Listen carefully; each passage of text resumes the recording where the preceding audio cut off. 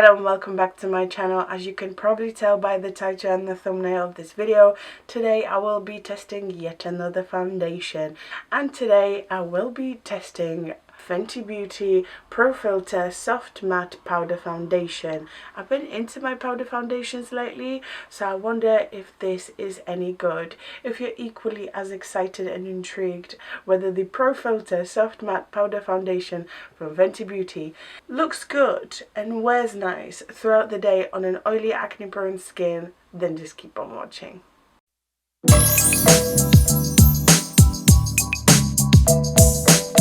If you've been here for a while, you know me. I want to read some of the claims of this foundation. Actually on Fenty Beauty website, which tells me it is $36, but I actually bought it from Boots. On Boots it is £27. But without further ado, let's just read the claims. Buildable, light to full coverage for all. Long wear, light as air, crease resistant. Give it to me quick. The award-winning foundation that forever changed the game. Now in a long wear, light as air, powder to deliver, light to full coverage in a non-cakey soft matte finish in 50 shades for all. It's fast, flawless and easy. Tell me more. A long wear, light as air, no flashback. Blur filter complex to deliver the ultimate blurred finish. Sweat, humidity and crease resistant. Buildable, light to full coverage formula that loves to be layered.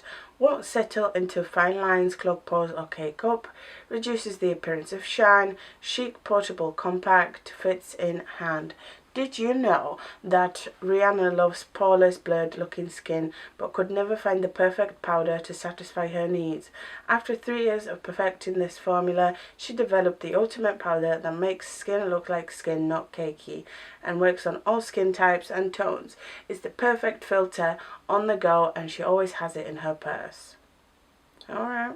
Before applying Pro Filt'R Soft Matte Powder Foundation, be sure to moisturize with Fenty Skin. Okay. After moisturizing, apply your favorite Pro Filt'R primer. Use the included sponge to build your desired coverage for a flawless blurred finish. Well, without further ado, let's zoom in and let's test this foundation. I am sort of going to follow the instructions on how to apply this foundation, and I am going to start off with my moisturizer. I'm not using Fenty Skin, I'm using Revolution, and this is Protecting Boost for normal to oily skin in SPF 30. Because this is a powder foundation, you really need to moisturize and make sure your moisturizer is nice and moisturizing. I'm kind of low-key thinking of putting another one on, but like, is that too much? Is that too many steps? You know me, I'm definitely not going to prime because I like to test the foundation, not the foundation with the primer. I am paying £27 to get a good foundation. I've convinced myself, let's just go in with the foundation. I'm not the biggest fan of Fenty Beauty packaging. It does look nice, but it's plastic. You get a mirror, you have your foundation. Could look a little light on me, but we shall see. And it does have a sponge. However, before I apply the foundation, I need to do everything else, and by everything else I mean concealer. If you were to cream contour, you would underneath this foundation as well. Any cream products you need to do prior to the powder, so the powder foundation in this case. I'm going to start off by concealing my eyes, and today I'm using Revolution Conceal and Define Infinite Concealer to do this. Okay, so I've got my concealer on, and at this point, if I was using any other powder foundation, I would spot conceal some of my bigger spots. However, I'm not going to do that today because I want to see the coverage on spots. It's a little bit easier to judge, and you will be able to see a little bit more detail. So if this has really good, nice full coverage, it will cover my spots. I'm going to start off with the sponge. I'm going to take some of the foundation, picks up nicely on the actual sponge. Okay, that gave me a reasonable amount of coverage. I did not expect that on the first kind of layer. because it's already sort of medium. Since I've tried that sponge, I might as well try my Real Technique sponge. This is dry. Don't go in with a damp sponge. I don't know how that would work.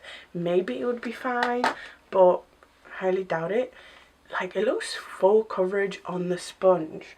Right, let's just go in. See what I mean? Wow. I did not expect that much coverage on the first go. That looks cute. And now my favourite way to apply powder foundations, a brush, a very dense one. This is Expert Face Brush. Ooh, that gave me a lot more kickback than sponges. Well, that's to be expected, to be fair. And let's see. It doesn't actually tell you what motion to use, I believe. I'm pretty sure it doesn't. So I'm just going to use a swirling method, the same one I use for my Bare Minerals foundation. Alright, this is one side of my face with one layer of the foundation in comparison to my bare face. The brush is definitely not the way. I was a lot more impressed with the sponge application, so I think I'm going to try and do my whole face with a sponge. But if I compare this side with this side, you know, it did kind of hide the redness of my spots. The only difficulty with powder foundations is that I actually found it's not that easy to apply another layer on top and keep layering it, because that powder just doesn't grip another layer of powder. Let's see if I can get more coverage by using a sponge.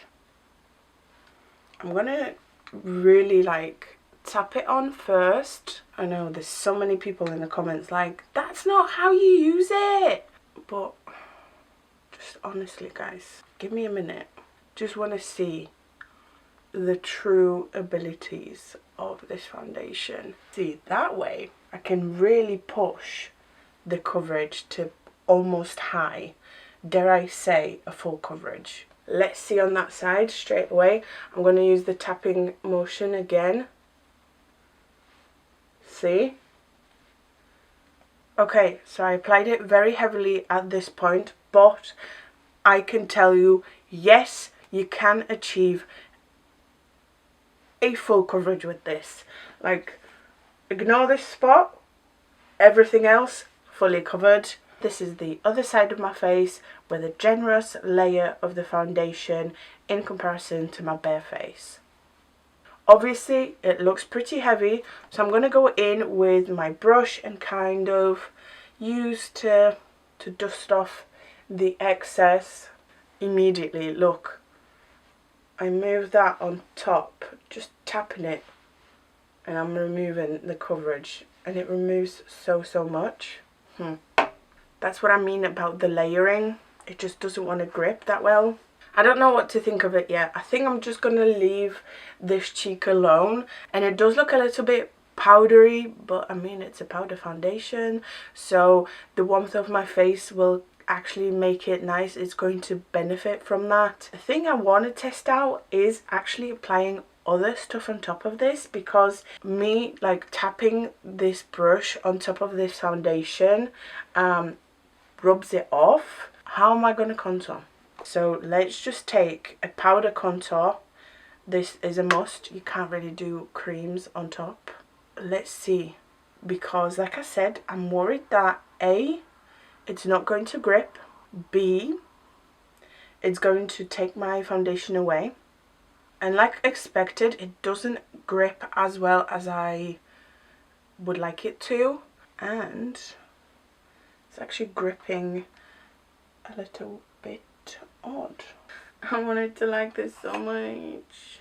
I also need to powder my under eye, so I'm going to use that Fenty powder foundation underneath my eye on this side.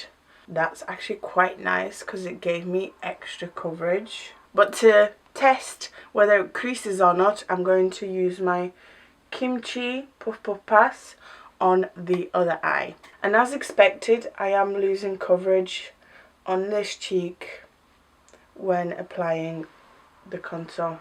Okay, I mean, not entirely happy. It did impress me at first, and I am still impressed that you can get a full coverage out of this, but I just don't know how you would achieve that without like rubbing it off and stuff. Maybe it's me. Maybe I don't know how to use it. I don't know. So far, it's like a 7 out of 10. So it's not bad. Maybe it'll last, but today I am going grocery shopping, so I will be wearing a mask, and it does worry me that since even the brush rubs it off, it's very likely that the mask is going to rub it off as well. It is currently 9:28, so 9:30. Let's just see how this wears throughout the day, and I will see you in a couple of hours to show you what I look like. Okay, 2 hours in, and this is what my face looks like. It looks better than it did initially, in my opinion. The warmth of my body kind of made the foundation melt into the skin, but I do feel like it oxidized just ever so slightly. The coverage is not impressing me, and I'm about to leave to go grocery shopping, and I'm scared. I'm scared. I'm not gonna lie. I reckon it's gonna transfer. I reckon it's not going to hold as well, but we shall see. Overall, I don't mind it. I don't think it looks bad, but I don't think I personally would wear it as a foundation by itself. On the Fenty website, it does say that Rihanna's tip is to wear the matte liquid foundation and this on top, which I think that would make it look good, but by itself it's not mind-blowing, honestly. Okay, you guys, I have finished shopping. I have worn this foundation for 5 hours. I did take a check-in at hour number 4, a very brief one, and as you can see now, as much as you could see on the previous clip, the foundation did not survive the mask test. It has rubbed off. It has pretty much fully come off my very prone to rub off areas. Even though you can't see it on the camera now, in person, I can tell this has oxidized a little bit. It is patchy on the forehead. I will blot, and I'm going to do what I did with the Bare Minerals foundation, but let me just blot first. So as you can see, it's not transfer resistant. It does come off, and this spot on my forehead, starting to hurt so bad. Obviously putting foundation over it did not help. Like I said, I'm going to do what I did with the Bare Minerals foundation, and that is reapply the foundation on half of my face, because the benefit of a powder foundation, in my opinion, is that you are able to reapply it throughout the day, and in just a couple of swipes my face on this side looks so much better. Obviously there are still areas where I would personally use a little bit of concealer prior to putting this foundation, but I did want to test out how much coverage the foundation has by itself. Obviously I'm not going to kind of judge it on that. I do like the fact that I'm able to reapply it throughout the day, and it doesn't look cakey, it doesn't look heavy, it looks pretty nice. I sort of want to reapply it on this side, but on the other hand I do want to show you how much it rubs off throughout the day. So at hour number 5, expect a lot of foundation missing. It's a hard one. It's a very, very tough one, but I'm going to carry this on and I will give you my thoughts at the very end. Okay, it is hour number 8, and honestly I haven't done much since my last check-in. All I've done was watch another episode of Drag Race, and I started editing this video. I definitely need to blot, so let me do that first. I need to do this because I really want to show you something that unfortunately happened, but the claim was that it wasn't going to happen. And that is, I don't know if you'll be able to see it, but I mean, it collected around my nostrils, but that happens quite a lot for me, so I'm not going to judge it on that. But what never happened, I've never seen this before on my face. It collected right here. Can you see that line? That one there? My smile lines are not even that deep, and it said it was going to be crease resistant. I think that's what it was. That's the claim. Ignore that spot. It is literally like so painful right now. I cannot wait to take this off and like put something on it, because I swear I'm growing a horn. Anyway, I'm gonna wear it for 2 more hours. I'm gonna hold off with my thoughts and tell you them in 2 more hours, but I'm pretty sure you can tell what I'm gonna say. Okay, you guys, it is hour number 10 and I am ready to take this foundation off. If I'm honest, I feel like an oily mess. I want to blow it because I can't even look at myself. I don't want to show you what I look like right now. Besides, I just want to kind of prove a point, because remember that I did reapply the foundation on this side, on this cheek, at hour number 5, since it's currently hour number 10. So this was applied 5 hours ago, and as we can see, it's gone again.